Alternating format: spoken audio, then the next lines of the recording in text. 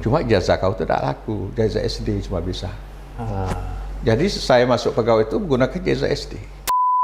Sebenarnya saya bukan minta, cuma nasib aja sebenarnya. Bayangkan, hubungan darah tidak ada, tapi kenapa dia kok dengan saya itu luar biasa.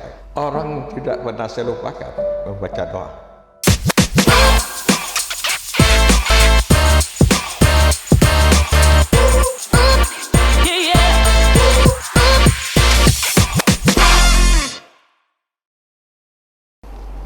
Kita buka podcast Jambi TV Talk with Andra. Jangan bilang siapa-siapa. Kali ini dengan nuansa terbaru, tentunya penuh dengan semangat. Kita akan juga semangat ingin tahu tentang profil salah satu tokoh Jambi yang tentunya sudah banyak yang tahu. Tapi alangkah baiknya kalau kita mencari tahu lebih dalam lagi terkini. Nah, sekarang sudah hadir bersama saya di podcast Jambi TV Talk with Andra, yaitu Bapak Dr. Andes Haji Hasan Basri Agus MM. Ini merupakan Ketua LAM Jambi sekaligus juga anggota DPR RI saat ini. Apa kabar Bapak? Alhamdulillah, kabar baik, sehat ya. Syukur ya. Masih berenang terus Pak? Masih ya Pak ya. Pagi berenang, pagi tadi ngaji. Pagi tadi ngaji. Ya, ngaji. Kami kan ada grup ngajreng. Oh. Ngaji dan renang. Ngaji dan renang. Jadi ya, berbarengan itu ya Pak? Ya, yang diikuti oleh seluruh para senior-senior. Umurnya di atas 60 tahun semua ke atas. Jadi satu liting lah Pak ya. Liting. Jadi para senior-senior semua. Ya, ada mantan wali kota, iya, ada mantan pejabat zaman saya dulu. Iya. Orang-orang itu sudah pensiun. Betul Pak. Jadi wajah-wajahnya familiar semua Pak. Amin, saya lihat. amin, iya. Ini pada eranya ini bersinar dan sekarang pun masih bersinar dengan kegiatan yang ya boleh dikatakan di samping untuk mencari kesehatan dan juga menambah iman ya Pak ya. Amal ya. Amin. Nah, tentunya kita juga pengen tahu, pengen kenal lagi, dan penonton podcast kita ini juga pengen tahu lebih banyak lagi nih Pak. Makasih. Mungkin sudah banyak yang tahu dengan Bapak, sudah banyak yang kenal, tapi ada juga nih yang mungkin yang kepo nih Pak, pengen tahu lagi dengan Bapak. Mungkin Bapak bisa sedikit ya kita bercerita mengenai perjalanan hidup pribadi mulai dari awal hingga sampai saat ini Pak, dengan Bapak masih diberikan kesehatan, alhamdulillah, semangat ya Pak ya untuk memberikan sesuatu kepada masyarakat Jambi. Baik. Nah, Bapak mungkin bisa ceritakan sedikit apa yang mungkin kita semua punya cerita pada masa kecil nih Pak, pada masa kecil, dan mungkin latar belakang keluarga Bapak di Jambi yang juga banyak nih yang pengen tahu nih Pak. Baik. Silakan Pak. Baik, makasih. Ya, saya menarik memang wawancara pada hari ini. Terima kasih. Anandaku ya memanggil saya pada hari ini, mengundang untuk bercerita tentang masa kecil gitu. Dan kebetulan saya adalah anak desa. Lahir di desa kecil dan jauh di hulu, yaitu nama desa Sungai Abang. Sungai Abang. Sungai Abang. Sungai Abang. Desa Sungai Abang itu berada sekitar 6 kilo dari kota Sarolangun arah ke barat gitu. Oh, 6 kilo lagi. 6 kilo lagi dari Sarolangun arah ke barat, dan di situ saya dilahirkan. Dan orang tua saya dan emak saya memang asli orang desa di sana. Dan lahir sekitar, sekarang umur saya masuk 73 tahun. 73 tahun ya. Tapi masih kelihatan muda Pak. Oh ya. Itu sebenarnya motivasi juga. Motivasi ya Pak ya. Iya. Padahal sudah ada tua. Iya. Casing aja ya masih. Kan orang banyak bilang Pak, apalah artinya angka Pak ya. Betul. Yang penting semangat. Yang penting semangat Pak. Ya. Nah, ya, saya tinggal di desa dan sekolah di waktu itu di kampung saya itu belum ada tempat sekolah gitu. Zaman tahun sekitar tahun 65. Tahun 65 Pak ya. 65. Saya kan tamat SD tahun 68. 68. Itu harus berjalan kaki dari desa ke sekolah, satu desa namanya Desa Panti, sebelah ulu desa saya itu. Itu kelas 1 sampai kelas 4 sekolahnya di situ. Di situ. Di situ. Dan berjalan kaki. Jalan kaki pagi. Dan pada saat itu memang dulu apa adanya ya. Sekolah itu boleh katakan mana ada baju merah putih seragam seperti sekarang. Gitu. Dan itu kami lakukan selama 4 tahun di situ. 4 tahun. Di Desa Panti itu kami sekolah SD. Setelah kelas 4 naik ke kelas 5 kita harus pindah lagi ke desa sebelahnya gitu. Nambah sekitar 1,5 kilo lagi. 1,5 kilo lagi. 1,5 kilo berjalan kaki ya. Jadi bayangkan setiap hari kita pagi-pagi jalan kaki sekitar 3,5 kilo pergi sekolah. Itu pada kelas 5 itu tuh, kelas 5 SD. Dan balik di sekolahnya juga jalan kaki sampai ke rumah, sorenya ngaji. Ngaji madrasah takmiliyah kalau kita sekarang bilang kan. Madrasah sore hari sekitar jam 2 biasanya. Jam 2, jam setengah 3. Sampai sore. Dan malam juga ngaji. Malam ngaji lagi. Ngaji maghrib, antara maghrib dan isya, sesudah maghrib. Dan itu proses pendidikan yang kami lakukan di desa kami pada saat itu. Dan alhamdulillah kami tamat SD tahun 68. Akhir waktu itu ada perpindahan tahun ajaran ya. Sehingga tahun 69 sekitar bulan April baru kita pindah. Saya sekolah ke Jambi. Sekolah ke kota Jambi. Jambi masuk pesantren. Dulu orang tua saya itu keinginan anaknya itu hanya masuk pesantren dan pikir sekolah umum Bapak. Itu saya sekolah di seberang kota di As'ad selama 6 tahun. 6 tahun tahun 69 sampai tahun 75. Masih ada sampai sekarang itu Pak? Ya, sampai sekarang madrasah masih ada. Masih ada. Dan saya kaji juga pagi sore, malam mutola'ah waktu itu. Itu 6 tahun. Tapi yang menarik memang kalau cerita kehidupan saya, itu 1 tahun saya baru ngaji di seberang, pindah di pesantren itu. Tahun kedua orang tua saya tidak mampu lagi. Tidak mampu lagi. Maksudnya untuk membayar. Orang tua saya bilang sudah balik mudik lagi. Dosa saya tidak mampu, adik-adik banyak gitu. Ya hidup dah seadanya. Gitu. Tapi yang menarik karena jiwa perjuangan saya itu cukup ya betul-betul luar biasa ya waktu itu kita memang ingin sekolah. Yang jelas saya itu pintar tidak, tapi rajin. Rajin itu yang luar biasa sekolah.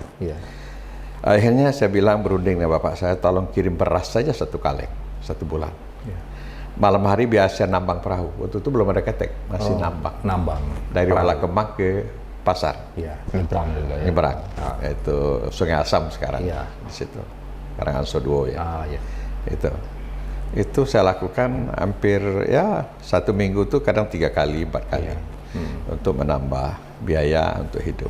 Untuk membantu orang tua cuma ngasih beras. Tapi sebenarnya karena kita percaya diri, ya, akhirnya juga sampai 1 tahun tuh, sampai. Dan akhirnya orang tua kan mampu lagi. Cuma orang tua karena sayang dengan anak, takut tidak bisa mengangkut ongkos, dan ngaku gitu langsung minta surat balik kampung lagi. Sehingga sampai waktu itu saya di situ 6 tahun. 6 tahun tamat dari As'ad waktu itu tahun 75 itunya ya kita kuliah lagi tuh mau kuliah. Tapi orang tua saya waktu itu untuk bapak bilang sudah cukup batas di sini. Jadi sebenarnya selalu orang tua yang tidak sanggup gitu. Cukup batas di sini karena saya dulu niat sudah tamat dari As'ad, sudah balik mudik, bisa ngajar madrasah, jadi imam masjid atau bilal di masjid, sudah cukup itu. Itu sudah batas kemampuan orang tua saya. Tapi saya memang tetap nekat gitu untuk ke Jambi untuk nyambung kuliah. Waktu itu saya minta orang tua saya, waktu ada kerbau 2 biji, saya minta 1 aja. Minta 1 kerbau. 1 kerbau. Dan 1 kerbau itu saya bilang bapak saya, kalau saya nasib saya baik, ya timbul gitu. Kalau tidak ya berarti habislah. Bapak dosa mikir lagi setelah ini. Dikasih itu Pak? Dikasih? Dikasih. Akhirnya dikasih. Dan didorong oleh adik-adik juga. Kata adik-adik, sudah lah Pak, kasihlah abang itu. Ya dia hanya minta terakhir lah kira-kira begitu. Kita datang ke Jambi, saya tinggal di Legok waktu itu. Tinggal di Legok. Di Legok, kuliah. Saya beda dengan kawan-kawan. Kawan kuliahnya masuk UIN, IAIN kalau sekarang dulu. Sekarang UIN ya. Saya tidak, saya masuk ke IKIP. Oh, masuk ke IKIP. Umbari itu dulu IKIP dulu. Oh, Umbari itu ya, Pak. Dulu IKIP ya, tahun 75 itu IKIP. 76 masuk situ. Kenapa milih IKIP, Pak? Saya pikir saya beda. Kalau IAIN saya pikir sudah cukup kawan-kawan ramai ke situ. Coba kita misal sebab untuk itu di IKIP itu diterima tamatan aliyah negeri. Oh. Saya kan tamat aliyah negeri di Asad itu. Ya. Juga ada madrasah swasta. Jadi kami dapat ijazah aliyah negeri. Sudah, akhirnya saya masuk IKIP. Saya masuk jurusan apa? Jurusan sejarah. Jurusan sejarah. Itu. Jadi pengen yang beda. Ya beda deh kawan-kawan. Itu saya heran juga sekarang berpikir kok begitu cara berpikir pada saat itu. Ya sudahlah, kita jangan numpuk di UIN, di IAIN. Kita harus beda. Beda, harus beda. Kami berdua yang lari seperti itu. Oh, gitu. Dan biaya masuk IKIP itu ya biaya yang kerbau dijual satu. Kerbau dijual. Itu modal ke Jambi. Sampai di Jambi kasih orang pakai itunya ya. Dibagi dua, separuh untuk kuliah, separuh ya kasih ada tokoh di Legok itu tinggal situ kasih. Cuma minta berapa ngasih 1 bulan, hasilnya jadilah. Untuk biaya. Jadi dikembangkanlah oleh orang itu. Nah, sudah. 1 tahun, hampir 2 tahun saya di Fakultas Sejarah. Jadi saya banyak tahu tentang sejarah Jambi. Kita pelajari ya. Bagaimana kerajaan Melayu. Itu mungkin yang membuat saya kaitan dengan adat mungkin ya. Itu dia. Dan ini yang mungkin sebagian besar orang banyak yang belum tahu. Ya Pak ya. Kaitan dengan sejarah kan budaya. Iya, betul. Budaya kain masa lalu ya. Nah itu mungkin larinya ke situ mungkin. Dan 2 tahun, hampir 2 tahun saya kuliah. Modal habis. Modal habis. Pada saat 2 tahun itu, Pak. Orang tua kita tidak mikir lagi ke kampung itu. Habis. Ini mau minta sapi 1 lagi nggak enak lagi. Sudah cukup. Kita sudah berjanji dengan orang tua. Ini hidup atau mati ini tergantung hanya satu. Akhirnya ada paman saya namanya Yusak Sawal dulu. Saya kebetulan tidak tinggal di rumah dia, tapi di sebelahnya. Oh, di sebelahnya. Sebelahnya dan kawan kami ada bertiga dulu, sama-sama bujangan. Tinggal di dapur orang tua. Di situ kami tinggal di situ dan masak sendiri ya. Kuliah. Akhirnya sudah stop kuliah. Kerja saya apa? Malam mencari ikan. Mencari ikan di Sungai Batanghari. Jadi biasanya sudah sholat isya kami keluar, turun ke sungai. Sungai kan Legok itu ada Sungai Solok Sipin. Turun. Dulu belum ada Anso 2 tuh. Yang sekarang tuh pasar Anso 2. Dulu ada sungai itu. Kini masih ada sungai itu. Malam keluar. Nyusur Sungai Batanghari ke Ilir. Dulu di bawah WTC sekarang, itu tuh pelabuhan dulu tuh. Itu pelabuhan? Ya, pelabuhan kapal. Kapal-kapal berlabuhnya situ. Kita di bawah itu nyusur. Di bawah itu kan tuh ada itu tempat pelabuhan. Bawah itu mencari ikan. Milir sampai lewat rumah gubernur, terus ngilir sekarang. Terus bisa itu. Sampai ke daerah Kasang itu ya? Daerah Kasang, terus sampai ke Muara Kumpe. Kan ada 2 jalur sungai sana. 2 jalur sana, sampai ke Muara Kumpe, dan itu nyeberang. Itu biasanya kami sampai ke, dulu ada itu tuh, pabrik getah, PT Waringin namanya. Itu sampai di situ biasanya sekitar jam 1 malam. Berdua, berdepan yang senior saya, yang sudah berkeluarga, saya mendayung.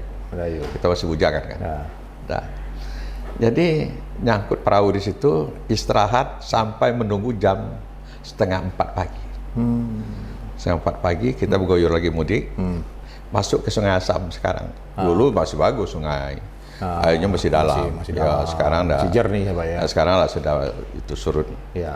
Itu masuk ke, dulu ada Cina Kaya di situ, Agen Kia namanya. Kita nunggu orang mandi pagi. Air turun tuh ikan seluang banyak betul di situ. Nyauk di situ banyak ikan. Sudah dapat ikan, situ keluar jual di Anso 2. Jadi ikannya ikan seluang ini? Ikan seluang, macam-macam ikan lah. Udang ikan ada ya, namanya macam-macam ya. Ada udang, tapi lebih banyak seluang. Seluang. Dulu ikan kan masih banyak, Sungai Batanghari. Dan sampai Anso 2 jual, biasanya dapat 4 kilo kadang ikan, kadang 3 kilo. Hasil penjualan itu bagi 3. Bagi 3. Saya dapat sebagi, karena masih bujangan, 2 orang bagi yang sudah berkeluarga. Oh gitu. Harun namanya. Masih ingat Pak? Pak Harun, sudah meninggal ya. Sudah meninggal ya. Masih ingat, tapi anak-anak masih ada. Dan itu saya lakukan hampir 4 bulan. 4 bulan. 4 bulan. Berarti Bapak tidak meneruskan kuliah lagi? Tidak meneruskan kuliah lagi. Ya. Tapi pada saat waktu 3 bulan, paman saya Yusak Sawal itu cerita dengan saya, Hasan, kamu mau tidak jadi pegawai?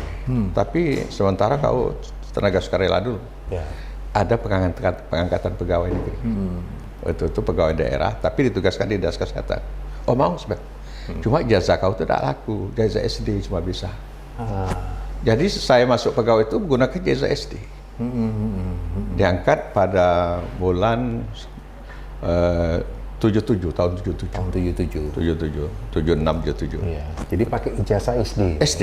Ya, kalau sekarang udah nggak berlaku lagi ijazah. Oh, udah berlaku lagi. Jadi kita jadi pelayan. Oh, jadi pelayan. Di dinas kesehatan pelayan, baik nyapu, termasuk juga tukang ketik. Iya, iya. Itu kerja saya. Ya. Bayangkan bujangan, kita gagah lah untuk kan. Tapi golongan cuma golongan 1A. Golongan 1A. Tapi saya pikul terus itu. Iya. Jadi pegawai udah syukur. Udah syukur. Udah syukur. Ya. Udah syukur. Balik ke rumah untuk meningkatkan taraf status kepegawaian kerja saya sore hari masuk SMA Muhammadiyah. Oh. Cari ijazah. Ya, cari ijazah SMA itu tadi. Sebab saya SMP saya kan MTS negeri. Aliyah negeri saya punya ijazah juga. Ya. Tapi karena ijazah tidak laku kerja di departemen, maksudnya di pemerintah daerah.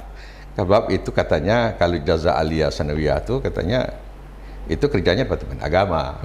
Pada saat itu begitu, pada waktu itu. Ya. Jadi kita ada ijazah SMA. Sekolahlah 1 tahun. Ya.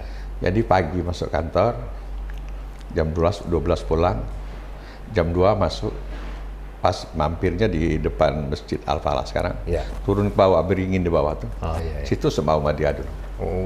Terus sekolah 1 tahun. 1 tahun. Waktu tahun 77, ya tahun 78, 78 ujian di SMA 1. Ujian di SMA 1. Ujian SMA negeri. Lulus ya, Pak? Ya, lulus. Lulus ya. Jadi dari 63 orang tuh memang semuanya diikuti nasib semua. Ikut nasib. Yang lulus cuma 3 orang. Cuma 3 orang? Iya. Termasuk Bapak? Termasuk saya lulus. Iya. Sebenarnya saya bukan minta, cuma nasib aja sebenarnya. Bayangkan, dari Muhammadiyah tuh, dari 63 orang tuh yang lulus cuma 3 orang. Cuma 3 orang? Ikut ekstranya di SMA 1. SMA 1? Itu. Nah, bayangkan. Waduh. Kita lulus. Alhamdulillah. Ini sebenarnya doa orang tua lah. Iya, iya, betul. Dan tekad itu tadi, Pak? Tekad. Bayangkan tuh, mulai itu penyesuaian pangkat, SMA, dari 1A menjadi 2A. Ya. Kemudian adik saya ikut sekolah ke Jambi. Ikut lagi. Adik saya mau masuk SMA waktu itu. Karena dia selama ini kan tidak bisa sekolah karena orang tua tidak mampu, ikut saya. Berdua lah serumah di Legok itu. Oh gitu. Baru 1 tahun penyesuaian pangkat, gubernur membuat pengumuman kepada dinas-dinas bagi pegawai negeri yang mempunyai ijazah SMA dan golongan 2A, itu bisa masuk APDN. Oh, bisa terima dan catatan harus lulus tes. Ikut tes PDN. Jadi Bapak langsung tertarik nih untuk tertarik. Masuk PDN. Masuk. Yang menariknya pada saat itu kepala dinas kesehatan tuh termasuk sayang dengan saya, Pak Khalid Anapiau gitu. Iya. Saya salah satu keberuntungan juga kan Pak ya? Wah ya, keberuntungan luar biasa. Saya dipanggil, Hasan, kamu mau jadi bendaharawan atau mau sekolah? Saya ngambil sekolah. Itu saya masih ingat betul. Kami berdua, kawan saya itu jadi bendahara, bukan uang kan? Saya tidak tertarik, saya mau sekolah. Oh, yang kawan Bapak tidak ditawari? Ditawari juga, kami berdua. Kami itu sama-sama mendaftar APDN. Oh gitu? Ikut tes APDN. Oleh kepala dinas saya itu ditawari. Coba kamu kalian. Hasan, kamu mau sekolah atau jadi bendahara? Bendahara. Mau bakar duit? Pak, izin saya minta sekolah. Kalau saya jadi bendahara aja Pak. Ada jadi bendahara. Jadi bendahara dia. Saya masuk tes APDN, lulus dari APDN. Waktu itu dan sekolah di PDN hampir sekitar 4 tahun lebih. 4 tahun. Dapat BA, sarjana muda. Dan balik ditarik ke kantor gubernur. Oke. Tidak di dinas kesehatan lagi. Oh, ditarik. Di kantor gubernur saya diangkat menjadi Kasubag pengembangan pemerintahan di Biro Pemerintahan. Waktu itu pimpinnya Pak Hasim Manapi. 1 tahun saya menjadi Kasubag. Suatu hari saya dipanggil oleh Kepala Biro UPI, Pak Alirman namanya. Aliman bilang, Hasan, kamu kan tamat APDN. Itu Pak Seuti waktu itu jadi sekda masih. Gubernurnya Pak Maskun Sapuan. Dulu wakil gubernur nggak ada. Katanya Pak Seuti butuh ajudan. Jadi ajudan. Jadi kau salah satu calon. Oh siapa? Ini bakal jadi ajudan pula. Jadi saya ngadap Pak Seuti, tes kami 3 orang. Ternyata saya dipilih untuk jadi ajudan beliau. Keberuntungan lagi. Keberuntungan lagi. Saya tuh banyak keberuntungan sebenarnya. Saya alhamdulillah. Akhirnya jadi ajudan Pak Seuti. Selama hampir 2 tahun. 2 tahun. Ajudan beliau. Beliau terakhir, saya terakhir ikut beliau. Beliau jadi wakil gubernur.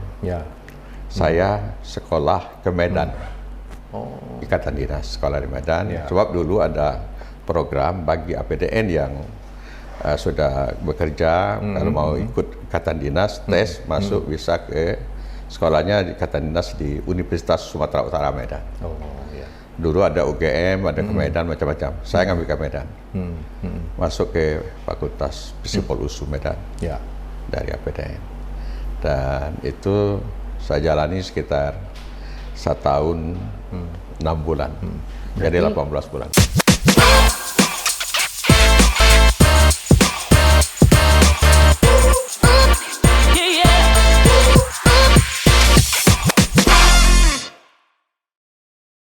Yang Bapak sempat kuliah di IKIP ya Pak ya? Ya. Itu nggak diteruskan lagi? Oh, enggak lagi. Enggak lagi.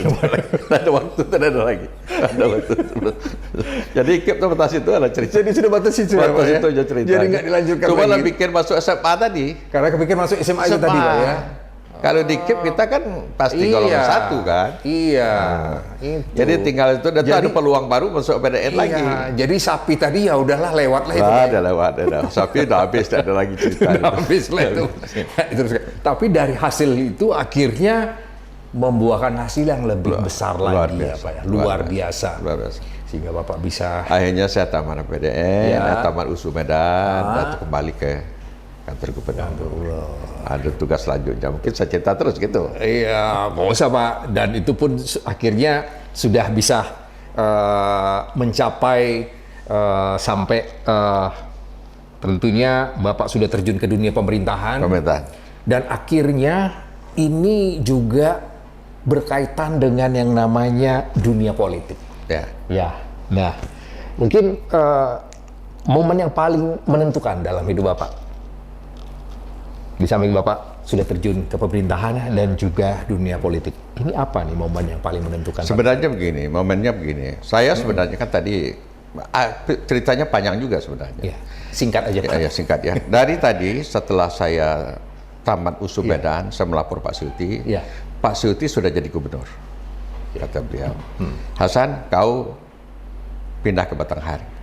Oh, dipindah Batanghari, saya menjadi... Akhirnya ditunjuk oleh Pak Sep menjadi sekcam, sekretaris camat di Muara Bulian. 3 tahun, 3 tahun, maksudnya 3 bulan. Dan itu saya dipindah menjadi camat perwakilan Jambi Kecil. Camat perwakilan Jambi itu setahun 20 hari, itu pindah menjadi camat bersam 14 bulan. Jadi pindah-pindah loh. Pindah-pindah. Dan itu pindah menjadi camat Tembesi 2 tahun. Nah, waktu camat Tembesi itu saya Pak Seuti, karena dia gubernur, selalu singgah di Tembesi. Dari situ saya dipindahkan ke Kepala Kantor Cetak Sipil Bungo. Dari Bungo saya tarik ke Batanghari lagi menjadi asisten sekda. Hasil sekda saya pindah ke kota, ditarik ke kantor gubernur, menjadi kepala biro kepegawaian kantor gubernur. Itu 2 tahun setengah. Dan itu saya pindah ke sekda kota, menjadi sekda kota 6 tahun. 6 tahun, pindah ke kota itu Pak. Kota. Jadi sekda itu Pak Arifin Manap. Nah, di kota saya mulai berkiprah mengurus organisasi masyarakatan. Di situlah mulai. Di situ poinnya situ. Saya ditunjuk menjadi ketua lembaga adat Kota Jambi pada saat itu. Sudah itu saya juga ditunjuk menjadi ketua Basnas Kota. Basnas Badan Amil Zakat Kota. Saya menjadi ketua Pramuka Kota. Ketua Pramuka Kota. Ini kan akan ada kaitan dengan politik ini. Itu kan waktu itu jaringan-jaringan tuh semua. Sudah mulai itu. Jaringan. Dan itu dari sekda kota saya menjadi bupati. Nah, inilah di politik Bupati Sarolangun calon. Calon Bupati Sarolangun. Di calon Bupati Sarolangun sebenarnya pertama saya gagal. Tak jadi, tapi Pak Arifin karena dia sayang dengan saya, kembali jadi sekda lagi. Oh, kembali jadi sekda. Waktu itu tapi yang pada saat waktu itu gagal, berarti keberuntungan nggak dengan Bapak itu ya? Pak, Ya, keberuntungan saya. Karena sebab waktu itu dipilih oleh DPR. Oh, pada saat itu sistemnya masih dipilih oleh DPR. Dan anggota DPR itu 25, saya dapat 10 anggota DPR, yang lawan saya itu 15 anggota DPR. Jadi saya kalah kembali jadi sekda. Waktu saya jadi sekda, saya tuh suatu saat dipanggil oleh Pak Zulkifli Nurdin, gubernur. Dia mau mencari wakil gubernur. Dia nawar dengan saya, Hasan, kamu nanti jadi wakil saya ya, jadi wakil gubernur. Oh, siapa? Saya bilang, apa mungkin? Ya, saya ngajak kamu. Dan waktu itu juga dia disuruh saya menjadi ketua sekretaris KONI Provinsi Jambi. Sekda Kota. Sekretaris KONI Provinsi Jambi. Beliau ketua KONI-nya. Jadi saya dengan Pak Zul itu sebenarnya saya tidak bisa lupa dengan beliau waktu itu. Akhirnya waktu itu ya sudah. Ini berkeperah dengan masyarakat tuh sini. Mulai kan? Di jaringan, berarti nanti jaringan olahraga saya sudah masuk. Dari pramuka saya sudah masuk. Adatnya juga sudah masuk. Itu kan tadi kiprahnya lari ke politik itu. Akhirnya baru saya tadi calon wakil gubernur saya kalah dengan Pak Antoni waktu itu. Karena konvensinya harus Golkar Pusat ke Jakarta. DPP tidak dukung saya karena Pak Antoni pengurus DPP. Kembali lagi menjadi sekda. Nah, yang keduanya ada pemilihan bupati yang secara langsung oleh rakyat. Saya maju ke Sarawangun, ya di calon bupati itu saya menang. Jadi bupati lah. Waktu itu pada tahun berapa itu Pak? Tahun 2006. Sampai 2010 itu mau ada penggantian gubernur. Saya baru tahu 3 tahun nih jadi bupati. Karena peluangnya cukup besar dalam perhitungan saya. Kenapa? Pak Zul kan tidak ada calon lagi gitu. Ini kan memang lepas ini. Siapa yang mau silakan. Kalau kita melawan incumbent kan Pak Zul tidak mungkin ya. Ya atasan kita juga. Akhirnya maju calon gubernur. Waktu itu yang calon pertama Pak Yusuf Majid. Berpasangan dengan Pak Abdul Lahik. Kemudian Saprial berpasangan dengan orang adat kita Jawa. Yang satu lagi Zulfikar berpasangan dengan Kerinci. Ada orang Kerinci, wakilnya. Saya berpasangan dengan siapa? Dengan Pak Wakil Gubernur kita Pak Fahrori Umar. Kami pasangan. Maju, mulai menyampaikan visi misi segala macam. Akhir terpilih saya menjadi gubernur Jambi. Jadi gubernur dan alhamdulillah ya satu periode. Jadi gubernur. Sudah itu periode yang kedua saya kalahkan dengan Pak Zomi Zola, anak muda itu kan. Itu batas itu baru ceritanya. Itu politik. Iya, itulah perjalanan Bapak di dunia pemerintahan dan di politik. Kaitan dengan politik. Berkaitan ini dengan politik ya Pak ya. Sehingga sudah banyak capaian yang kalau saya lihat sih Bapak ini kalau ingin mau maju itu tidak hanya gerabak-gerubuk, tidak hanya, tapi melihat dulu kondisi ya Pak ya. Kira-kira mampu tidak? Tapi kalau mampu maju ya Pak ya, seperti itu. Jadi tidak memaksakan diri. Tidak. Kita perlu perhitungan ya. Perlu perhitungan seperti itu. Dan tentunya hasilnya juga akhirnya terbukti ya Pak ya. Berhasil. Alhamdulillah. Nah, terus juga pastinya Bapak juga punya ini sosok yang memang paling berpengaruh dalam membentuk karakter Bapak ini. Siapa nih Pak? Kalau masih anak-anak, saya tuh dulu waktu masih kelas 4 SD, saya dibentuk oleh seorang guru agama, namanya Nasri namanya. Beliau itu orang Kampar, orang Pekanbaru, merantau ke Sarawangun. Dia tinggal di rumah saya, ngajar di madrasah. Itu saya terasa betul, sampai sekarang saya mencintai beliau. Dia membentuk watak saya bagaimana, ya sholat, segala macam. Waktu dia hampir 2 tahun di rumah saya tinggal, dan saya bersama dia terus itu. Waktu dia pulang ke Kampar, balik ke Kampar, saya itu 3 hari 3 malam nangis gitu. Nggak beliau. Sampai dekatnya Bapak ya? Dan dia membentuk watak saya begini, mulai menggosok gigi, Iya, iya. Mulai bagaimana Sampai berpakaian, sampai begitu dia sholat tengah malam bangun itu. Dan terakhir sampai saya waktu jadi sekda, saya kejar ke sana. Iya. Waktu saya itu jadi sekda, ya tidak ketemu dia, sudah meninggal. Sudah meninggal. Ya masih muda meninggal. Orangnya baik sekali. Iya. Tapi keluarganya bertemu. Keluarganya ya temu, anak-anaknya ada. Nah, itu yang membentuk awal. Saya rasa sekarang itu watak saya sebagai masih anak-anak. Nah kalau yang lain-lain yang terasa berpengaruh terhadap kepribadian saya ya dalam memimpin ini, tentunya ya saya paling tinggi, yang paling besar ya Pak Seuti. Pak Seuti, Gubernur Seuti. Sebab saya 2 tahun ikut beliau, banyak sekali pelajaran-pelajaran yang saya dapat dari beliau. Mulai cara berpakaian, itu. Sampai dia waktu itu, saya lihat, saya ikut gaya dia tuh. Berpakaian pertama, dia tidak pernah berlebih-lebihan. Jadi role model Bapak. Role model ya. Iya. Beliau juga pakai kopiah, saya sampai sekarang kan banyak pakai kopiah. Beliau tidak pernah pakai jam berlebihan, jamnya hanya 1 itu saja. Itu saja. Ya, yang pakai cincin-cincin banyak itu beliau tidak pernah. Enggak pernah. Dan dia selalu mendidik saya tuh, masih ingat saya tuh. Misalnya sistem bagaimana disposisi surat gitu. Dan selalu kalau dia dulu kunjungan ke daerah sebagai gubernur, saya camat Tembesi. Dia telepon kadang-kadang, Hasan, dia tahu ke Yus ya, nggak tahu orang rumah saya. Saya makan di Tembesi, katanya. Oh ya Pak. Berarti disuruh masak ini Pak ya? Suruh masak, makan di Tembesi, mampir di Tembesi. Pulang dan milir, mudik dan ilir pasti dia mampir. Pasti mampir. Ya. Misalnya dia nyebut begini, Hasan, istri itu suruh baca koran, ya itu bisa membentuk, mensukseskan kita juga. Dia bilang begitu, Pak Seuti. Oh ya Pak, pasti. Itu saya kalau teringat dengan dia, saya tidak bisa lupakan. Jadi begitu besar peran beliau luar biasa. Beliau pada saya hubungan pribadi nggak ada. Hubungan darah tidak ada. Tapi kenapa dia kok dengan saya itu luar biasa. Betul. Sayangnya gitu. Jadi nah, itu.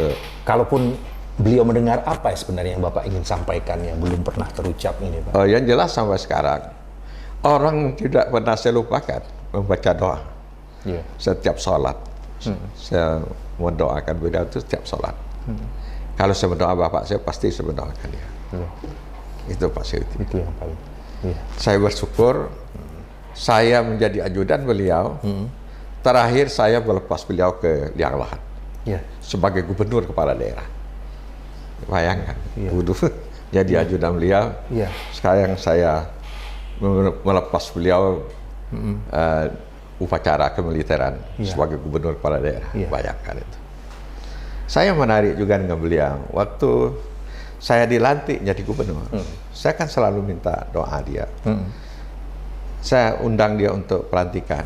Apa kata beliau? San ditelepon, saya tidak bisa hadir, bahkan Bapak, dia sudah tidak bisa melihat lagi. Waktu itu sakit. Saya Bapak doain kamu. 1 minggu setelah saya pelantikan, saya ke Jakarta, ke rumah beliau. Ibu masih ada. Yang menarik saya ingat sampai sekarang, tidak bisa saya lupakan. Saya datang ke rumah, hampir 20 menit dia belum keluar dari kamar. Pak Seuti. Keluar dari kamar, dia pakai sepatu. Di kursi roda duduk, pakai sepatu, pakai batik, lengan panjang, pakai kaos, baca. Saya tanya, Pak, kalau kemudian keluar? Kau tahu dah, aku ini menyambut Gubernur Jambi datang ke rumah aku. Segitunya Pak ya? Bayangkan. Begitu jiwa pamong beliau luar biasa. Walaupun Hasan Basri ini dulu jadi ajudan beliau, tukang bawa emak, tukang bawa obatnya tas dia. Tapi dia tahu betul meletakkan sesuatu. Sekarang Hasan bukan lagi sebagai ajudan dia. Hasan Basri sekarang itu sebagai Gubernur Jambi. Saya hormati. Saya menyambut Gubernur Jambi, tahu tidak kau datang ke rumah ini? Hasan Basri Agus. Jadi saya harus formal dia nyambut gitu. Bayangkan. Sampai segitunya Pak. Kita ada otak orang ini, bentar-bentar dulu anak buah kita saya. Misal saya membuat Pak Haris misalnya kan gubernur. Ya dulu kan ikut, mudah-mudahan ikut saya. Saya tidak, harus hormat dengan dia. Dia sebagai gubernur kepala daerah. Tidak bisa lagi. Itu yang jiwa dia yang tangkap oleh saya yang tidak bisa saya lupakan. Dan itu namanya Pak Sayuti. Bapak Tokoh yang sangat saya kagumi. Sampai sekarang saya masih, orang mungkin heran. Kadang-kadang sebulan, 3 bulan, 4 bulan saya pergi ke makam beliau. Iya. Saya kadang-kadang mimpi gitu. Gitu. Karena begitu besar sekali jasa beliau. Saya merasakan memang. Iya. Beliau luar biasa. Untuk membentuk watak kita. Iya. Dan itu sangat terasa manfaatnya bagi Bapak. Iya. Luar biasa. Luar biasa. Baik Bapak. Itu perjalanan yang memang tidak bisa dilupakan. Dan tentunya seperti yang Bapak bilang, Bapak juga punya dasar pengetahuan mengenai sejarah. Ini berkaitan dengan yang namanya adat. Ya, adat Melayu, Pak. Adat Melayu. Iya. Yang tentunya adat Melayu ini juga melekat di Provinsi Jambi, Pak. Di provinsi kita ini. Nah, adat Melayu dan budaya Jambi. Yang mana sebagai Ketua Lembaga Adat Melayu Jambi, ini menurut Bapak, apa nih makna yang paling esensial dari adat Melayu ini, Pak? Baik. Saya tuh sebenarnya dengan adat ini, kalau dikatakan pakai sloko-sloko, saya ada begitu. Iya. Paham. Sekarang ini kan pakai sloko-sloko. Saya ada kurang, itu kan bakat orang yang Iya, betul, Pak. Jadi sebenarnya, kalau di situ saya tidak punya kapasitas. Iya. Tetapi orang-orangnya di sekitar saya itu orang ahli semua. Gitu. Orang-orang hebat di sisi adat. Tapi tugas saya memanage tentang lembaga adat itu sendiri. Itu tugas saya sebagai, karena ditunjuk ya. Iya. Saya ditunjuk sebagai ketua lembaga adat itu waktu saya berangkat ke Mekah. Di sini lembaga adat sedang musyawarah. Iya. Saya ditelepon dari sini, dari Jambi, mengatakan nyambung, saya telepon, saya jawab, Pak Hasan, ini masyarakat, pengurus adat ini sudah sepakat minta Bapak menjadi ketua lembaga Provinsi Jambi. Iya. Oh iya sebenarnya, apa tidak salah? Dapat, kami sudah sepakat Bapak. Oke. Akhirnya saya terima. Dan kebetulan memang saya ini dari dulu waktu jadi sekda juga wakil sekretaris lembaga adat Provinsi Jambi. Saya sudah duduk. Iya. Dan di kota saya sebagai ketua lembaga adat. Iya. Dulu. Yeah. Jadi memang sudah nyambung. Sudah nyambung. Mungkin orang karena merasa pernah saya memimpin adat, itulah saya ditunjuk sebagai ketua lembaga adat. Mungkin di situ juga. Ya, nah ini bagi ada juga sebagian orang yang nggak tahu kok tiba-tiba kenapa nih kok Bapak diangkat sebagai ketua lembaga adat. Karena belum tahu sejarahnya dulu. Ya. Pernah juga. Ya di kota saya dulu dari ketua lembaga adat kota juga. Dan banyak juga waktu di kota itu yang kita buat. Ya, misalnya gelar pengantin waktu itu kita sudah biasa di kota itu. Nah itulah penyebab saya di provinsi ditunjuk sebagai ketua lembaga adat. Tugas saya sebagai ketua lembaga adat bagaimana mengembangkan adat dan menggali adat istiadat Jambi, kaitannya dengan budaya, kaitannya dengan sejarah Jambi masa lalu. Iya. Ya, tentang budaya dan adat istiadat itu tugas saya. Gitu. Dan pastinya di sekeliling Bapak juga ada orang-orang yang memang sangat paham mengenai sejarah dan adat Melayu Jambi ya Pak ya. Itu yang membantu juga. Ya, itu yang membantu. Oleh sebab itu zaman kepengurusan kami sudah membentuk Hari Adat Provinsi Jambi. Dulu belum ada. Belum ada. Kita sudah bentuk tanggal 1 Muharram. Setiap tahun ditetapkan sebagai Hari Adat Provinsi Jambi. Dan yang kedua kita juga membentuk lagu Mars Adat. Gitu. Oh iya. Ya, selama ini belum ada deh, Pak? Belum ada. Nah, kita sudah bentuk lagu. Jadi sudah dibentuk. Ya. Dan sudah ada. Sudah ada lagu Mars Adat. Adatnya. Kemudian juga kita mengasih gelar. Kan adat Jambi, lembaga adat Jambi kan pernah masih gelar zaman Soekarno pernah dikasih gelar. Iya. Kemudian terakhir Pak SBY untuk saya jadi gubernur. Iya. Dan kemarin bersama kepengurusan kami ini pernah kasih Mendagri, Kajago. Dan itu kalau untuk memberikan gelar itu apakah ada prosesnya itu, Pak? Ada prosesnya. Tidak semudah yang tidak semudah itu. Ya, tidak. Dan kita kan ada tim kajiannya. Iya. Tim kajian pemberian gelar dilihat dari sejarah yang bersangkutan pernah berjasa dengan Jambi atau tidak. Oh, seperti itu. Itu yang kita kaji. Kemudian nanti dilihat di asal keturunannya segala macam. Sebab ada kaitan dengan gelar itu kan diberikan. Dan itu sebabnya misalnya ke Jagung. Kenapa kita kasih gelar? Memang beliau awal pertama jadi pegawai ya di Jambi. Di Jambi. Di Jambi. Iya. Pernah menjadi kejari kota, bukan kejari ya, jaksa di kota. Iya. Pernah di Bungo, di Bangkok dulu. Jadi sudah ke Jati Jambi. Jadi hubungan kekeluargaan dan kerabatan itu memang sudah ada dari lama. Sudah ada dari lama. Itu kita kasih gelar kepada beliau. Itu salah satu mungkin poin yang untuk mendapatkan gelar itu yang ada harus punya identik dengan Jambinya, yang bersangkutan itu. Kemudian mungkin pernah berjasa dengan Jambi. Dengan Jambi. Dan kita mengasih gelar pada seseorang bukan hanya dari pihak tim pencari gelar jabatan tadi, gelar tadi. Ada juga di adat itu ada semacam DPR-nya adat, MPA, Majelis Permusyawaratan Adat. MPR-nya ya. Dia yang memutuskan sah atau tidak dikasih gelar. Sudah diputus dia baru sebagai ketua lembaga adat saya merealisasikan keputusan itu. Seperti itu. Jadi sudah melalui proses dulu ya Pak ya. Bukan hanya seenaknya aja ujuk-ujuk tuh ini udah kasih gelar gitu, tidak. Ada kalanya yang kita putuskan memang ada jadi, yang kita ajukan ada. Ada juga ya Pak ya, ada. Kita ajukan dan soalnya yang duduk di MPA itu mantan-mantan bupati. Perwakilan dari masing-masing daerah. Iya. Misalnya Tanjung Barat itu Pak Usman Bola. Ada juga Tanjung Timur Pak Abdullahi. Ada dari Kerinci mantan wali kota. Jadi orang-orang yang duduk situ itu majelisnya perusahaan adat Jambi. Seperti itu sebenarnya kami bentuk waktu kami ngurus adat juga. Jadi jangan saya dibebankan setiap putusan penting-penting itu. Memang sudah diputuskan melalui tokoh-tokoh adat Jambi. Tokoh adat Jambi. Jadi jangan dipikir seolah-olah seenak HBA saja. Gitu. Kan selama ini yang terframing kan seperti itu. Itu. Oh ya tidak bisa dong. Harus ada itu prosesnya. Makanya dengan adanya podcast ini ya mungkin disitulah bisa terbuka informasi. Yang sebenarnya ya Pak ya.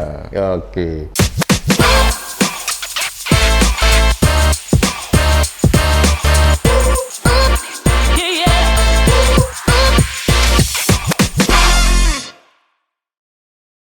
Tentunya Bapak juga mungkin melihat adanya tantangan ataupun ancaman terhadap keberlangsungan budaya Melayu di era modern ini Pak. Kalau Bapak melihat ada nggak Pak? Betul, itu sebenarnya di adat itu ada namanya Kabalitbang, Kepala Badan Penelitian dan Pengembangan. Kami juga nama Kabadiklat, Kepala Badan Pendidikan dan Latihan. Jadi ada badan-badan. Ada juga Dewan Pakar di adat. Ada juga Badan Bidang Sejarah. Gitu. Nah, Balitbang ini tugas dia melakukan penelitian tentang adat Melayu Jambi kaitan dengan sejarah historis Jambi. Misal salah satu contoh. Ada tokoh dari Sumatera Barat bilang, ternyata Jambi dulu banyak kerajaan-kerajaan. Ada kerajaan Air Hitam, ada kerajaan Sabah, ada kerajaan di Jambi ini. Ada 4 kerajaan. Menurut kata di Pagaruyung itu ada pakar sejarah. Dan itu sudah kami kaji sekarang. Sebab salah satu kelemahan kita Jambi, tokoh-tokoh kita dulu kurang menulis. Gitu. Jadi tidak ada ininya Pak. Jadi kita tidak pernah. Kita dapat cerita hanya dari luar. Hanya berbentuk cerita. Cerita. Kurang menulis dan itu kita mendorong untuk tokoh-tokoh kita untuk menulis gitu kan. Dan itu sudah kita kaji sekarang. Balitbang sedang bekerja tentang itu. Kemudian ada juga kaitan antara Kerajaan Melayu dengan Damasraya, dengan Sriwijaya, itu ada kaitannya sebenarnya. Itu sedang kita gali sekarang. Jadi tugas kami bagaimana mendalami tentang adat budaya kita, kaitan dengan kebesaran Melayu pada zaman dulu. Kemudian termasuk juga bagaimana Candi Muaro Jambi, kebesaran Candi Muaro Jambi, itu juga sudah kita kaji dari adat gitu. Semuanya kita pelajari di sisi itu untuk pengembangan. Kita harapkan nanti anak-anak kita bisa membaca, ada catatan khusus yang kita dalami nanti, sehingga pada yang akan datang nanti kita sudah ada pegangan bagi anak-anak kita tentang sejarah Jambi masa-masa lalu. Itu yang sudah kita lakukan. Itu harapannya sih Pak. Itu harapannya. Mudah-mudahan bisa memberikan kejelasan nantinya terutama untuk generasi penerus ini. Penerus yang akan datang. Iya, tentang adat Melayu. Kemudian ini. juga adat Jambi, lembaga adat punya sekolah-sekolah adat juga. Ada ya? Ada. Iya. Di kota ini kalau tidak salah 6 tempat sekolah pelatihan. Pelatihan. Ya, pelatihan. Yang dilakukan oleh tokoh-tokoh adat kita. Iya. Berarti ini untuk penggerak anak-anak muda. Anak-anak muda bagi yang berminat gitu. Kemudian masuk juga di kabupaten-kabupaten juga seperti itu ada gitu. Ada 1, ada 2 gitu. Dan mereka melakukan pelatihan tentang bagaimana bersoloko, bagaimana serah terima pengantin. Betul. Nah, itu dilatih di situ gitu. Iya. Dan pada hari lembaga adat kemarin tuh, hari LAM kemarin, kita melakukan penelitian terhadap diklat-diklat atau sekolah-sekolah adat ini sebenarnya. Nah, itu. Dan itu bagaimana peminatnya banyak, Pak? Hah? Banyak peminat. Banyak. Ya? Ternyata banyak. Banyak. Ya di kota ini sebenarnya bukan orang Jambi saja yang belajar di situ. Orang luar. Sebab ini kan, mohon maaf ya, ini kan menarik.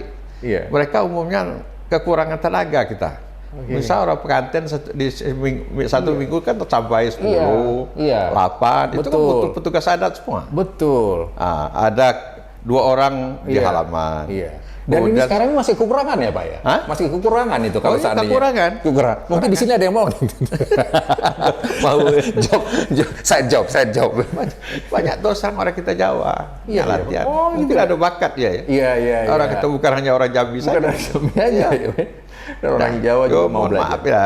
Kadang-kadang kan ya imbalan untuk mereka kan ada setiap hari Minggu, Sabtu, Minggu, Jumat kan. Iya. Sempat ada 3 tempat kan Pak, ya kan lumayan. Lumayan lah gitu. Untuk kegiatan-kegiatan untuk pensiun kan. Iya. Oh jadi ada sekolahnya. Ada sekolah ya? Ada sekolah. Diklatnya. Diklat ya, semacam diklat lah ya. Iya, betul. Saya baru tahu. Pada saat di kota ini 6 tempat. 6 ya Pak ya. Wah, lumayan itu. Nah, terus itu dalam rangka keberlangsungan melestarikan adat. Iya, itu salah satunya Pak. Iya, untuk melestarikan adat Melayu tadi. Sehingga itu juga mungkin salah satu bentuk peran ya adat Melayu dan dalam menyelesaikan persoalan sosial di masyarakat. Ya, misalnya ada konflik ini Pak, atau persoalan hukum adat. Nah, ini bagaimana ini adat Melayu menyikapinya nih Pak? Ya kita sebenarnya kan kebijakan Jaksa Agung namanya RJ, Restoratif Justice. Iya. Persoalan-persoalan hukum pidana, hukum adat, apalagi selesai sengketa masalah pidana yang kecil-kecil. Iya betul. Kalau bisa diselesaikan secara adat, kenapa dibawa ke pengadilan? Iya. Pak Jaksa Agung itu paham betul itu. Iya. Betul. Nah sekarang ini untuk kita Jambi kita sudah melakukan MOU dengan Kejati. Kemudian dengan Kapolda, sudah melakukan MOU untuk menyelesaikan kasus-kasus yang sifatnya tidak terlalu besar, diselesaikan secara adat. Dan itu sudah berjalan. Sudah berjalan. Sudah, zaman kami ini sudah berjalan. Misalnya maling bongkol sawit, misalnya buah sawit hanya 2-3 biji, mau dimasukkan ke penjara. Kan tidak pantas. Dan menurut istilah Pak Jaksa Agung dan Pak Kapolda itu. Masa katanya sidang itu kan memerlukan biaya. Untuk hakim, jaksanya, waktu. Habis uang negara ini untuk nyidang-nyidang perkara-perkara kecil. Cuma perkara nyolong sawit berapa biji aja Pak ya. Kemudian mungkin hanya berantam, berteju, ada yang lokas segala macam. Kalau bisa diselesaikan secara adat, kenapa tidak? Betul. Dan itu peran itu yang sedang kita lakukan terus untuk di tingkat di desa-desa. Dan restorasi justice sudah tindak lanjuti dengan kejari-kejari masing-masing lembaga adat kabupaten kota sebelum Jambi. Itu yang terus sekarang kita lakukan itu, dan kami kompak kita kerjasama dengan Kejari dengan Pak Kapolda. Kita selalu komunikasi di sisi itu. Itu salah satu terobosan yang menarik sih Pak, menurut saya. Bagus sekali itu Pak. Dan dengan adanya lembaga adat Melayu ini bisa kami itu menarik juga setiap hari. Ada saja anak-anak dari fakultas dari Unja meneliti tentang adat ini. UIN, ada. Sehingga sebenarnya kantor bukan hanya kosong kantor adat setiap hari, ada saja. Ada aja ada melakukan penelitian dari Jawa Tengah, Universitas Diponegoro, ada datang ke sini. Saya tidak tahu ya, mungkin dia lihat di Google apa nama sekarang TikTok, informasi tentang itu. Banyak mereka lakukan penelitian. Ini nanti tanggal 4 ada ke lembaga adat tuh rombongan penelitian dari Johor, Malaysia. Oh, Johor, Malaysia. Ya. Untuk melakukan penelitian. Penelitian tanggal 4 ini. Oh, 4, berarti hari Minggu dia datang. Iya. Sudah ada. Dia ingin menggali sejarah adat Jambi. Ada hubungannya dengan Johor, Malaysia. Iya, karena itu tadi adat Melayu. Ada Melayu. Ya, Melayu ini kan boleh kata Jambi, Riau, Kepri kan termasuk juga di Malaysia kan termasuk Melayu, termasuk sedikit di Medan, gitu. Aceh. Masuk, pokoknya Sumatera umumnya masuk. Masuklah itu. Dan kita ada juga Asosiasi Lembaga Adat se-Sumatera. Saya sebagai ketua. Oh, Bapak juga sebagai ketua Lembaga Adat se-Sumatera. Sekretaris Jenderalnya kan dari Jambi. Ada Hatam Tafsir namanya. Oh iya. Ini mau mubes tanggal 8. Tanggal 8 besok ini, Pak? Di Riau, ya. Di Riau. Ya. Nanti ini bergilir nih, bakal Riau jadi ketua selanjutnya. Jadi selama 3 tahun ini saya menjadi ketua Lembaga Adat, Asosiasi Lembaga Adat Melayu se-Sumatera. Iya. Dan banyak juga mungkin yang belum tahu nih kalau Bapak juga. Ada se-Sumatera ini ternyata. Ya, ketua. Jangan main-main, ketua Lembaga Adat Melayu se-Sumatera. Se-Sumatera ini jangan main-main. Kita kemarin ada rakyat di Kepri. Iya. Riau rakyat. Lembaga Adat. Nah, itu jadi sudah tidak diragukan lagi ini untuk masalah adat ini, adat Melayu khususnya ya Pak ya. Baik, kita coba langsung ke mengenai pandangan dan harapan ke depannya ini Pak. Ya, jadi apa nih pandangan Bapak tentang perkembangan pendidikan, kemudian khususnya ya muatan lokal adat dan budaya di sekolah Jambi ini. Apakah sudah ada muatan budayanya nih Pak? Sebenarnya itu salah satu program kita yang bermasalah, itu masalah program muatan lokal ini. Sebenarnya saya kemarin ingin bercita-cita agar ada buku adat yang bisa dipelajari di tingkat SD, SMP, SMA, dan perguruan tinggi. Tapi kemarin ada masalah, yaitu intern kami lah, keluarga adat Jambi itu, sehingga buku itu belum bisa diterbitkan gitu. Dan walaupun sebenarnya apa yang saya katakan tadi secara formal belum, informal sudah jalan. Di antaranya kita sudah minta kepada sekolah-sekolah kalau misalnya ada muatan lokal, tapi memang MOU resminya itu belum kita lakukan. Kami belum siap dengan perangkat kerasnya yang tadi, buku yang sedang kita siapkan sebenarnya. Nah, itu menjadi tantangan kita ke depan. Walaupun dulu sebenarnya zaman Pak Hasib itu sudah ada pelajaran tentang adat di perguruan tinggi. Itu di Unja dan di UIN ya sudah ada. Sekarang ini ya sedang agak jadi itu dikit. Belum. Tapi mahasiswa kita ada yang melakukan penelitian tentang adat banyak sekali buat skripsi tentang adat. Dan kita juga akan melakukan kerjasama tentang litbang budaya di UIN dan di Unja dengan litbang kita nanti akan ada MOU gitu. Jadi itu ke depan itu dalam upaya-upaya kita untuk bagaimana mengembangkan adat di ke depan. Tapi tadi diiringi dengan sekolah-sekolah di Kelat, itu sebenarnya dalam rangka itu juga ya. Ya, jadi dan ini sebenarnya diharapkan memang peran pemerintah daerah untuk mendukung penuh tentang keberadaan lembaga adat dan lembaga-lembaga adat pada tiap kabupaten kota.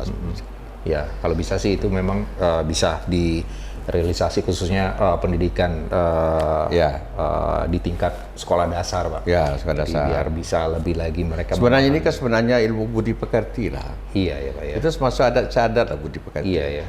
Masuk dari sisi agama juga. Iya betul. Kalau orang beradat berarti sebenarnya orang beragama. Kalau dia tidak beragama, kalau orang beragama pasti orang beradat. Iya betul. Tata keramanya. Iya betul. Banyak senyumnya. Benar. Kemudian ke orang tua bagaimana tata keramanya. Jadi membentuk karakter ya, karakter. Sopan santun. Ya. Itu sebenarnya beradat. Pada dasarnya kan itu. Iya betul sekali. Iya. Nah. Ini bagaimana nih Bapak melihat peran teknologi ini? Sekarang kan teknologi ini kan serba canggih, Pak. Iya, orang nggak perlu susah payah lagi, tinggal satu klik aja udah bisa melihat dunia. Nah, bagaimana nih Bapak melihat peran teknologi dan digitalisasi dalam pelestarian budaya adat? Sebenarnya dari sisi ada positif, ada negatif. Dari positifnya sebenarnya melalui teknologi ini kan kita bisa juga mensosialisasikan adat sebenarnya. Sekarang kan banyak cara-cara adat kita sudah masuk di media-media sosial gitu. Tapi memang tingkat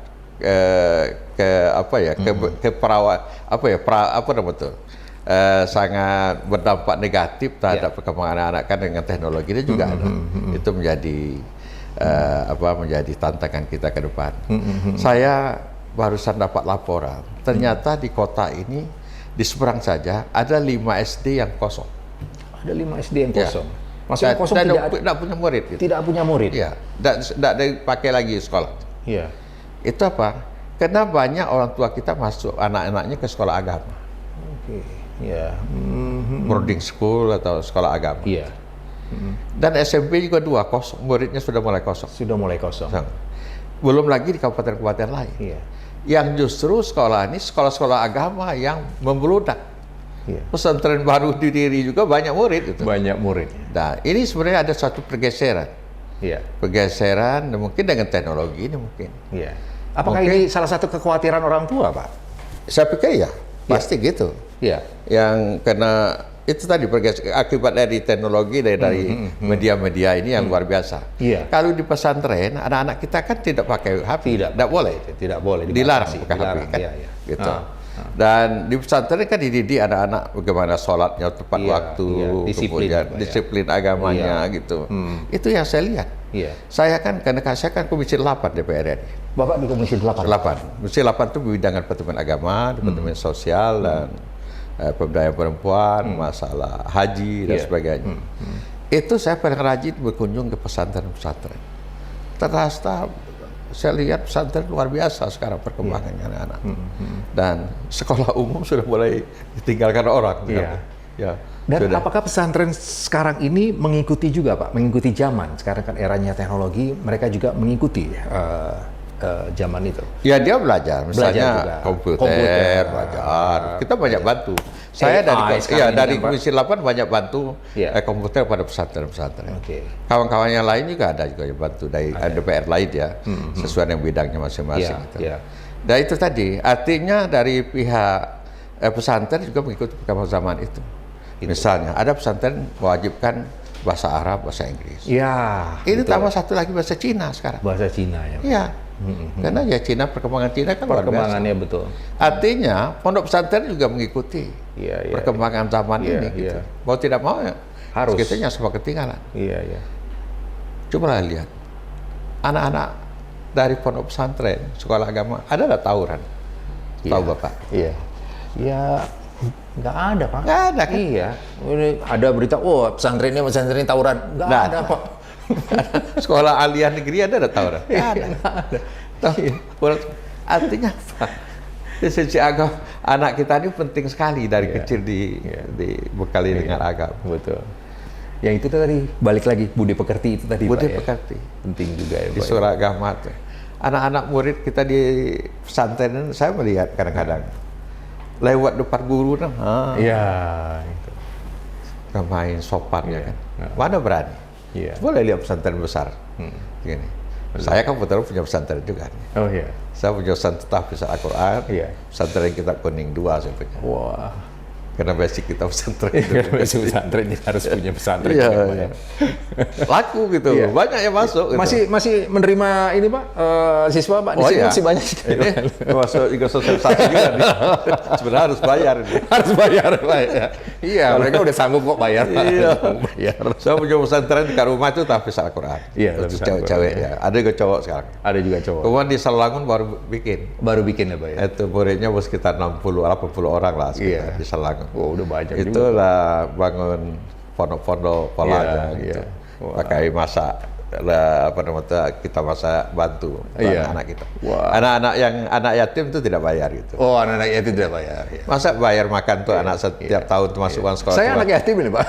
350.000. Murah enggak? Murah dong, Pak. Iya. Waduh. Tapi ya itu tadi, Pak ya. Yang diambil itu pastinya manfaatnya itu tadi ya, Pak ya. Akan hal itu. Nah, ini jadi hati-hati loh sekolah di Knas bisa tinggal orang nanti ke depan ya. Nah itu jadi pemikiran juga, Pak. Betul. Jangan sampai ini akhirnya malah jadi tentunya mubazir. Ini menarik di sekolah rakyat yang didirikan Pak Prabowo. Sekolah rakyat. Iya. Ini kan boarding school sebenarnya. Oh gitu. Itu anak dididik juga nanti. Ini sama pesantren sebenarnya. Iya. Tapi ya kayak asrama gitu ya Pak ya. Dibiayai oleh negara. Iya. Ini dalam rangka memutus mata rantai kemiskinan kan. Betul. Ya, Pak Prabowo kebetulan ini beliau bawa komisi kami nih. Oh, Kepentingan sosial. Iya. Sekolah rakyat. Kebetulan sekolah rakyat ini kan anak-anak yang status kemiskinan orang tuanya harus miskin ekstrim, ya. Dan desil 1, desil 2, itu yang paling bawah. Ya. Nggak boleh orang kaya-kaya masuk situ. Nggak boleh, ya. Jadi diharapkan nanti anak yang tamat dari sini nanti sampai jadi orang, sampai dia kalau bisa akmil, akpol, masuk di situ tamat. Sampai segitunya diperhatikan oleh negara. Prabowo luar biasa. Saya salut. Iya, Pak, ya. Saya kemarin ke Riau berkunjung melihat sekolah rakyat di Riau. Kemarin juga persiapan lokasi sekolah rakyat di Jambi. Iya. Di Sentra Al-Yatama. Iya. Saya lihat itu. Ini mau Bapak Harin mau lihat sekarang pelaksanaannya. Iya. Sentra Al-Yatama di Jambi di sekolah rakyat. Oke. Itu kalau saya lihat polanya seperti pesantren, Pak. Betul. Anak itu dididik. Iya. Dengan agama, tidak boleh pakai HP. Iya. Ini kan menarik. Menarik gitu, sangat menarik Pak. Dan itu program pemerintah untuk Indonesia, seluruh Indonesia. Wah, luar biasa. Termasuk di Jambi. Yang kemarin ini ya lagi hangat-hangat ini ya, peresmian sekolah rakyat. Ya, sekolah rakyat. Iya. Itu yang kita di Jambi baru satu ya Pak. Tapi akan ada di Tanjung. Sebab bupati semuanya ngusulkan. Iya. Diharapkan minimal setiap kabupaten kota itu harus ada ya Pak ya. Sekolah rakyat. Harus ada. Sekolah rakyat itu bukan SD, SMP, dan SMA. Kalau untuk Jambi baru tingkat SMA. Baru tingkat SMA. Ya, tapi namanya sekolah rakyat. Sekolah rakyat. Oke. Baik. Mudah-mudahan bisa tercapai. Amin. Iya. Karena ini di bawah naungan Bapak juga di DPR. Kebetulan Pak. Menarik cerita. Oke. Dan terus bagaimana nih Pak melihat kalau tadi kita sudah bisa melihat teknologi yang canggih ini untuk supaya bisa dikombinasikan dengan adat, ternyata bisa sejalan ya Pak ya. Tidak sulit. Ya, Pak, ya. Tidak sulit. Nah, ini terakhir sebelum kita closing nih Pak. Ini apa yang ingin Bapak sampaikan ini tentunya kepada masyarakat Jambi, baik yang tinggal di kampung halaman maupun yang merantau, ini mengenai pentingnya menjaga jati diri dan juga adat Melayu ini Pak. Betul. Iya. Sebenarnya kami sekarang sedang membentuk desa pembinaan adat. Setiap kabupaten satu. Iya. Kita harapkan memang ini menjadi contoh gitu. Setiap desa itu harus mengikuti desa adat Jambi. Kami berpikir lengkapnya suatu desa itu apabila di situ ada SD, madrasah, dan lapangan bola kaki. Itu harus ada ya Pak? Ada 3 itu. Iya, ada 3 itu. Saya dari Bupati dulu sudah berpikir kayak itu. Iya. Tidak lengkap desa itu kalau tidak ada madrasah sore hari, kemudian SD pagi untuk anak minimal SD. Iya. Kalau SMP kan sudah naik lagi. Iya. Kemudian lapangan bola kaki. Lapangan bola kaki. Kenapa lapangan bola kaki harus ada juga? Ada tempat bermain anak-anak. Anak-anak butuh tempat bermain. Tempat bermain. Sekarang kan di desa-desa mana ada tempat bola kaki lagi. Iya. Banyak dibuat tempat SD untuk sekolah-sekolah. Untuk sekolah-sekolah. Padahal dulu setiap SD, setiap desa itu ada lapangan bola kaki. Ada lapangan bola kaki. Iya. Iya. Nah itu kami nanti akan dijadikan persyaratan bagi salah satu desa pembinaan adat. Iya. Itu kita kerjasama dengan Dirjen Kebudayaan, Pak Padrizon, yang sekarang Menteri Budaya ini. Ya, betul. Ya, kita akan lakukan kerjasama di bidang itu. Budaya dengan adat kan dekat itu. Ada kaitan. Betul, Sebut budaya ya, masalah adat juga gitu. Apakah sudah ada desa percontohannya Pak? Ada. Kita sudah tunjuk setiap kabupaten satu desa percontohan. Iya. Ada di Bangko, di setiap desa, setiap kabupaten ada. Ada ya. Jadi sekarang mulai pelaksana pembinaan ini. Pembinaan adat. Dan ini dalam waktu singkat kita akan menghadap Pak Menteri Budaya kerjasama dari pihak Dirjen Kebudayaan dengan kita Lembaga Adat Jambi. Kebetulan perwakilan Lembaga Adat Jambi di Kebudayaan Jambi ini ada Pak Agus, Kepala Candi Muaro Jambi. Kepala Candi Muaro Jambi. Dia kebetulan melakukan pembinaan juga terhadap desa budaya. Oke. Nah, saya katanya itu masuk itu budaya dengan adat. Itu sudah sepakat. Iya, betul. Itu harapan kita agar nanti di Provinsi Jambi ini semua desa-desa itu ya kembali kepada desa adat yang kita harapkan. Desa adat yang kita harapkan. Tentunya itu harapan seluruh masyarakat Jambi, Pak. Dengan nantinya kepemimpinan Bapak selaku Ketua Lembaga Adat ini, Pak. Baik di Provinsi Jambi maupun di Sumatera ini, Pak. Sumatera. Keren. Sekali lagi terima kasih banyak nih, Pak. Sudah banyak ini amunisi yang saya dapatkan ini, Pak. Terima kasih. Dari perjalanan hidup Bapak sampai masalah adat Melayu yang ada di Jambi. Semoga ini bisa bermanfaat buat kita semua, Pak. Amin. Makasih banyak atas perhatiannya. Sama-sama. Saya tidak nyangka juga saya diundang dengan acara seperti ini. Terus jangan bosan-bosan, Pak, kalau diundang lagi ke sini, Pak. Amin. Terima kasih. Baik. Itu dia perbincangan hangat kita. Sebenarnya waktu sangat singkat sekali karena masih banyak sekali yang ingin saya tanyakan dengan Bapak Hasan Basri Agus ini. Cuman keterbatasan waktu dan beliau juga sangat sibuk. Ini mesan beliau ini sudah 4,5 tahun ini. Dan baru bisa sempat. Dan yang menunggu juga waiting list sudah banyak ini di belakang layar ini. Mau ketemu dengan Bapak. Baik, kalau begitu, yang terpenting kita selalu mencintai daerah Jambi tercinta dengan mencintai adat, yaitu adat Melayu Jambi. Selalu menjadi patokan buat kita untuk bisa menjadi manusia yang lebih dihargai. Baik, kalau begitu, podcast Jambi TV, Talk with Andra, jangan bilang siapa-siapa. Sampai jumpa. Terima kasih.